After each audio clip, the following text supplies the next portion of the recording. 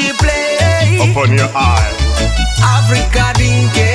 life is dangerous. Boy. Fire hypocrite burn. Mane du malen santu. Ikale dan kum. Damay job lu leen rombu. Ñoo ngi soccu seeni bañ ngir reetaan. Soccu seeni bañ. Man du malen santu. Ikale dan kum. Damay job lu leen rombu. Da ngeen soccu seeni bañ ngir reetaan. Soccu seeni bañ. jërëjëf mbokk yi seetaan seen site Kaymer TV comme ni leen ko waxee ca njëlbeen seen émission waar wi ki leen ko présenté di Assane Dieng ci technicien yi ma ànd ak sama technicien bu ñaawul bi tey ñu ñëwaat fi nga xam ni mooy quai des pêches bu ñu ko dee wax fi nga xam ni foofu la ñuy denc jën yi wala fi nga xamante ni foofu la ñuy seetu wàllu jën yi maanaam napp gi képp koo xam ne yaa ngi jógee ba géej ñoo fi indi sa jën fi leen koy seetu pour mu mën a dem génn ñoo fi nag fas yéene waxtaan ak ki fi nekk waxtaan ak moom faram-fàcce ak moom ci li nga xam ni mooy lan mooy quai des pêches ak jën yi nan lañ koy faram-fàcce ak jën yi lan lay leer pour mun génn nit ñi mën cee jariñu waaye ba ñu ñëwee gis ngeen quai des pêches bi ñu ngi ko dëppee sunu yaay ju baax ji nga xam ni yaay mat leen ñang nga xam ni defkatu lu baax la woon nga xam ni kooku buñ ko dee wax fii ci diwaanu Kaymer ak li ko wër xam naa ni Kaymer bu ma ci waxee ci moom lu bari nañ ci xam ci moom lu bari kon tey dañ fi ñëw fas yéene waxtaan ak quai des pêches waxtaan ak askanu Kébémer waxtaan ak département de Kébémer yéen ñi seetaan seen site Kaymer TV dama bëgg ñu dugg ci biir fekk ci ki nga xam ne moo fi nekk kumpa lay doon nag surprise lay doon ñu dox daje fekk su ko ci biir mu dalal ñu waxtaan ak ñun ci li nga xam ne mooy lan mooy quai des pêches ñu dem.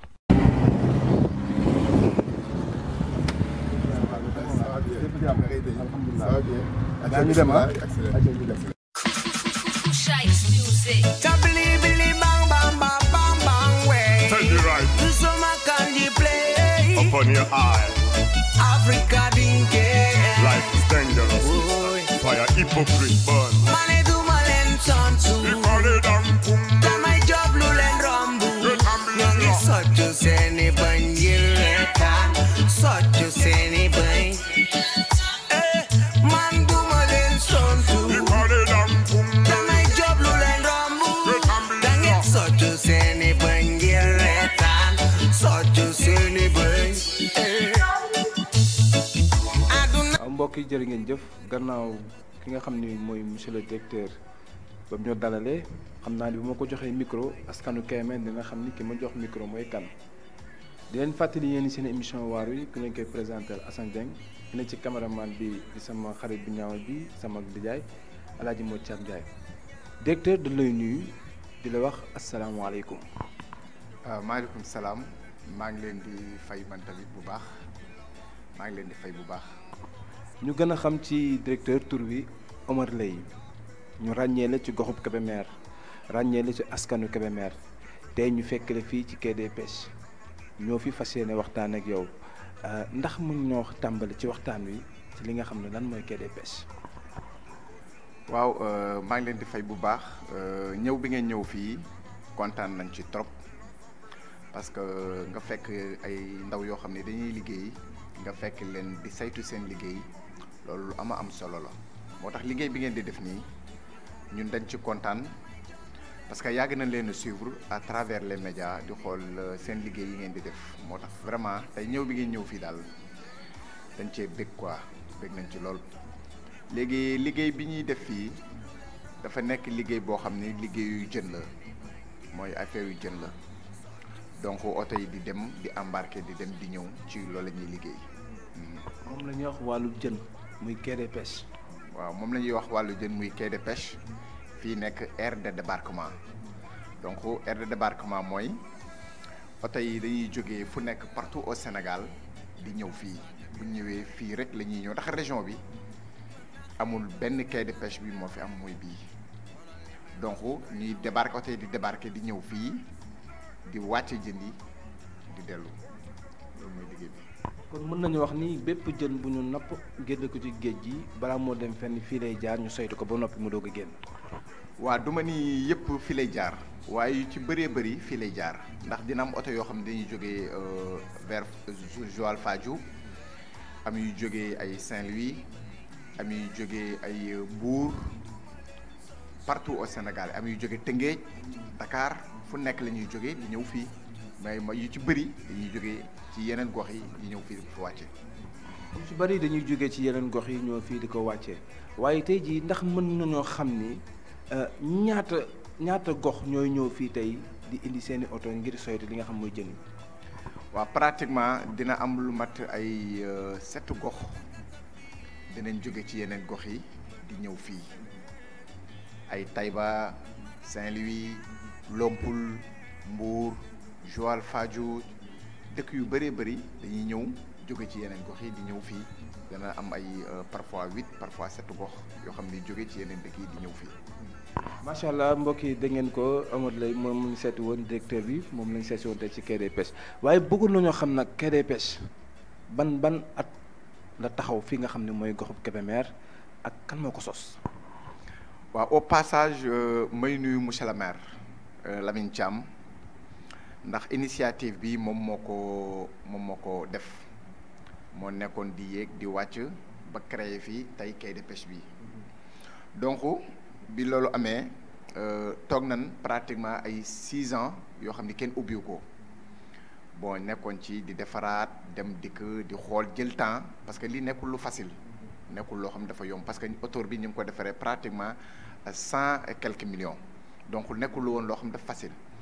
bi mu paree ñu doon xool normes yi nan la ñuy def ba ubbi ko ci accord ministre de la pêche biñ demee yàlla def ñu dem ba am accord bi daaw ci 2019 bi ci lañ ko ubbee ci avril 2019 bi ci lañ ko ubbee voilà kon quai de pêche bi am na 1 an fi mu toll nii may wax ak yow ak 3 mois fii ci Kébémer bi ñu ko ubbee ak léegi bi ñu ci commencé liggéey ak léegi waaw noonu la demee. at ak ñetti weer lay doog a am ban ko dalee tijji ba léegi nii di nuyu bu baax a baax monsieur le maire El Hadj Lamine Thiam nga xam ni di doomu Kébémer dëkk ci Kébémer di doomu daara nekk te ci ñu ngi koy nuyu bu baax di ñaan suñu borom defal ko jàmm ban ko dalee ibi ministre wax nga ko léegi directeur ministre ñëw na fi ànd ak ki nga xam mooy monsieur le maire ñu tijji li nga xam ne mooy quai des pêches bi. jël ko tuppee ko sunu maam ju baax ji Adja Madeleine Niang nga xam ni di doomi Kébémer yàgg def lu baax ci diwaanu Kébémer ak xalaat bu rafet boobu nga xam ni ki nga xam ne mooy monsieur le maire def na ko lan nga ci gis. waa xam nga monsieur le maire moom du jóg rek def benn affaire buy def benn affaire dafay diisoo ak ñi nga xam ni ñoom lay liggéeyandool donc mu diisoo ak ñoom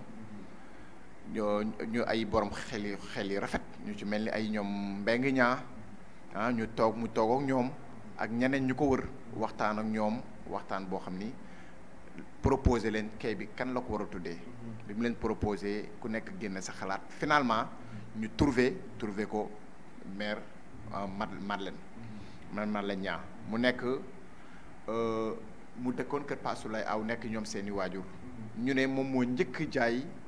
jën fii ci Kébémer moo ko fi njëkk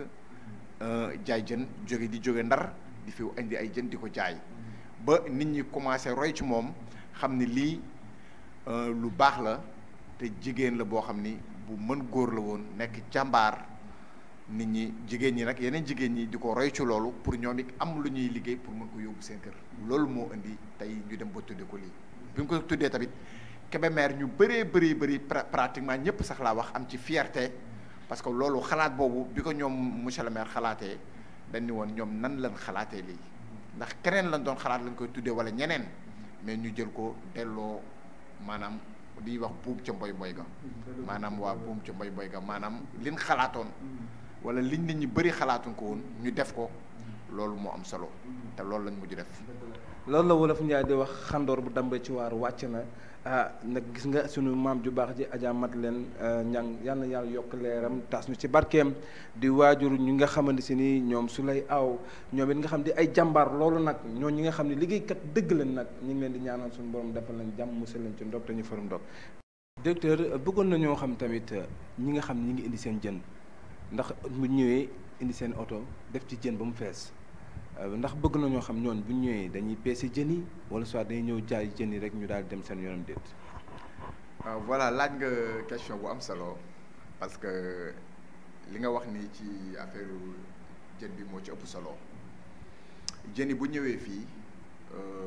dafa am contrôle sanitaire loolu waa service pêche ñoom ñoo koy def ñoom ñoo yor fii seen bureau mi ngi ne en face ñoom suñ ñëwee am na seen benn ndaw boo xam ni moo leen nekkal fii nga xam ni moom dafa màcc jëm ci loolu moom jën bi su xoolee bëtu jën bi rek wala mu yëkkati laaf bi rek dina la mën a wax jën bi ñaata fan la am dina la mën a wax jën bi baax na wala jën bi baaxul xam nga tu sais une chose parfois oto yi dañuy embarqué fii ñëw mu génne leen ni leen jën bi mënu leen ko fi jaay parce que jën bi valable baaxul donc loolu lu am solo liggéey bu am solo la moo tax lii loolu mooy njariñam moo tax mu am solo parce que su fi nekkul woon tey mën nga wàcce fu la neex jën bi baax na baaxul ñu jaay ko askan bi ñu lekk ko ay feebar dugg leen wala yeneen affaire dugg leen duñ xam fan nga koy mën a réclamer mais tey jën bu wàcc ci aire de débarquement bi fii buñ la saytoo dañuy xool jën bi baax na wala baaxul su baaxee ñun leen bismillah mën ngeen a jaay su baaxul ñun li ko génnal kee bi li ci gën a simple nag mooy loolu beneen bi ci sanction bi ci gën a diis mooy day jël jën bi yóbbu ko ñu embarqué directement yóbbu ko camp ba ñoom ñooy jël jën bi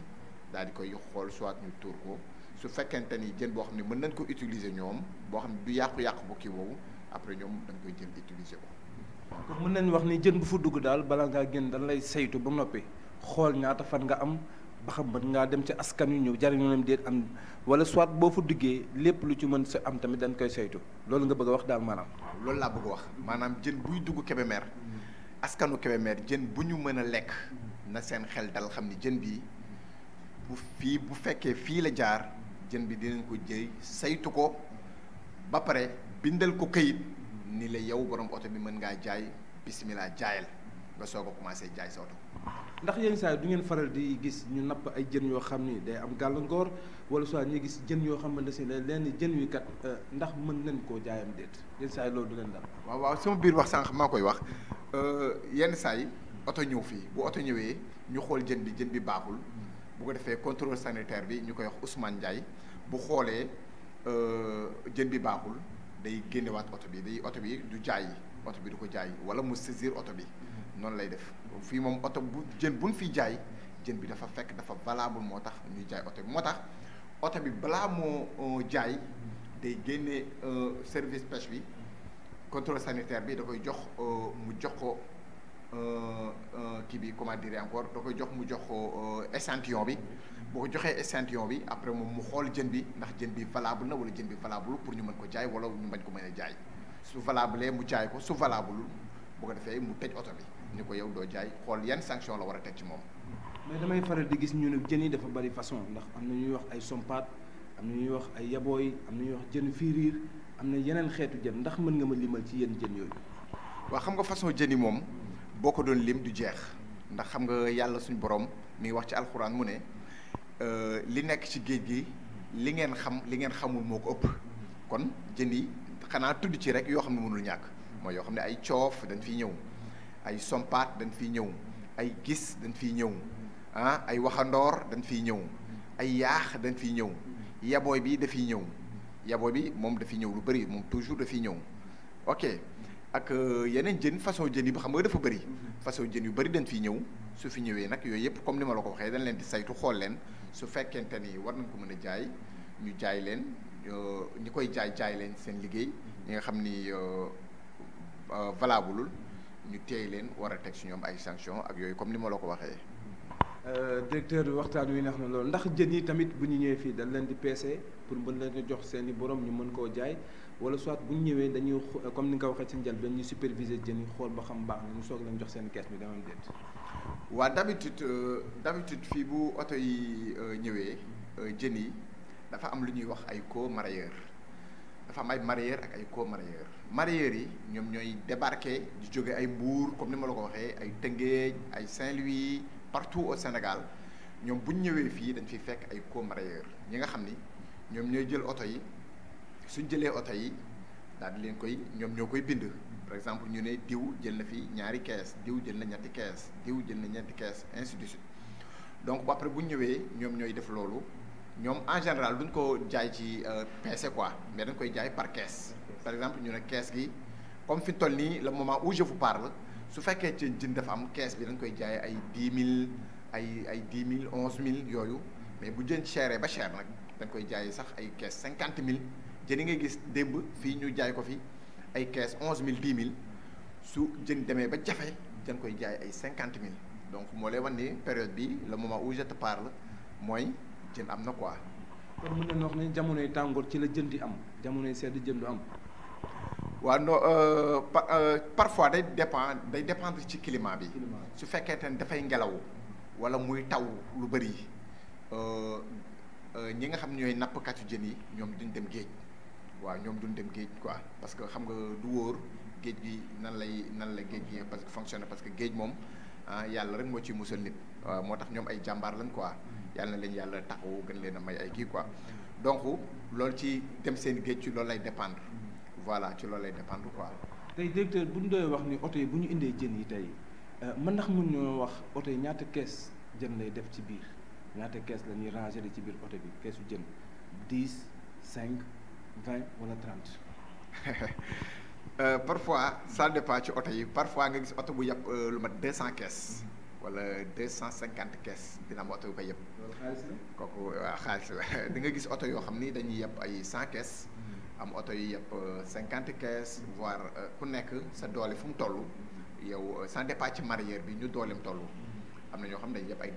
250 kees. mais koo xam ni ay moyens demeewul noonu. sa oto mën nga ci par exemple ay 40 kees 30 kees waaw amul fu mu yem ça dépend ci. directeur ci tënk rek ndax li ñu desee ci waxtu bareetul ndax xam naa da nga may faram fàcceel rek ndax dama faral di gis naa loo xamante si ni ay cantines yoo xam ni tëj ngeen ko ñu am ay numéro ma bëggoon a xam lan mooy seen njëriñ ma bëgg a xam tamit ñaata nit ngay recevoir ci par jour ak ñaata personnes ñoo fi liggéeyandoo ak lee ma gis ni mel ni genre usine wala xawma glace. lan mooy njëriñam loolu laa bëgg nga tënkal ma ko. waa laaj nga mujjee laaj sëñ bi am na solo lool ndax daanaka nag loolu mooy liggéey bi li nga ma laaj noonu mooy liggéey bi fi nga mujjee laaj commencé mooy léegi nga gis muy tàkk di mel ni usine effectivement usine la moom usine glace la donc ku fi jënd jën ba pare dan lay jaay glace nga yóbbu ko glace boobu mooy glace yu écaille mooy glace bu sew bi ngay gis ñu koy def ci jën yi usine boobu la. ay caaxaan samp ko fi xaalis bu bëri moo fi samp moo tax liggéey bu am solo la bi ci des mooy néeg yee nga gis ne ngay gis ñu def ci ay numéro comme ni nga ko waxee lee ay box la dama ko loué ñi nga xam ni ñoom ñooy ñëw fii di liggéey si yor seeni bagage parce que fii dafa am sécurité bon bagage yooyu ci la ñuy jël di ko denc ci néeg yooyu bu ko defee ñoom par weeru dee rek la ñuy ñëw di fay loolu beneen bi ci des mooy personnel bi nga ma laaj personnel bi am naa ñaari technicien de surface mooy ñi nga xam ni ñetti technicien de surface 3 mooy ñi nga xam ni saa yu oto yi ñëwee ba wàcce jën bi wàcce ko ci surface bi bu après bu ñu demee ñoom ñoo koy balee raxas ko ba mu set wicc ndax jën dafa laaj hygiène bu ñu ko raxasee ba mu set après bu ko defee day wow balaa suba bu ñu ñëwee ñu mun fi wàcce waat ay jën am na aussi ñaar ñi nga xam ni ñoom ñooy dagg juuti marché bi mooy oto bu fi dugg balaa ngaa génn da ngay fay loolu am na koo xam ni moom moo ko yore ñu koy wax Fadiaw Camara maa ngi koy nuyu moom tamit de passage am na charrette yi ngay gis ne le aussi am na koo xam ni moom moo leen di daggal ticket yi kooku Xalifa la tudd moom moo leen daggal am na ku nekk ci biti ñu koy wax gardien bi la ñu koy wax nga jóg moom tamit moo nekk ci biti moom mooy def aussi oto bu fi dugg mu saytu la xool war nga dugg wala waroo dugg daggal na la ticket pour nga génn wala daggal na ticket pour nga mën a génn loolu kon donc lépp boo koy seet dafay nekk 3 techniciens de surface ak ñaar ñi nga xam ni ñooy def collecte yi ak benn gardien ça fait 6 ak man muy 7 personnes yoo xam ne ñoo nekk fii léegi nag mu des li nga ma laaj mooy ñaata personnes ñoo fiy dugg fii li fiy dugg ci ay personnes par jour ñun pratiquement kenn xamul ñaata la parce que fu nekk village environnant bi yëpp fii la ñuy ñëw jën yi fii la ñuy wàcc fii la ñu koy jëndee dëkk bi ñi fi bëgg jën yëpp nga xam dañuy ñëw di jënd di ko yóbbu di ko jaayaat ci marché yi fii la ñuy tasee di fi jëndee donc damay gérer man lu mat 100 personnes wala 150 personnes par jour dama leen di gérer fii ci marché bi donc te xam nga loolu nekkul lu difficile parce que façon nit ku nekk ngay gis ñu fi ñëw moo tax jàmbat yi dafay bëri chaque jour ñu ñëw directeur lii directeur ñun buñ defee lii directeur dafa ñu lii directeur kii mi ngi may def lii mais yëpp yow yaay jéem a gérer loolu jéem a xam ne nag vraiment ndomba tànk yi la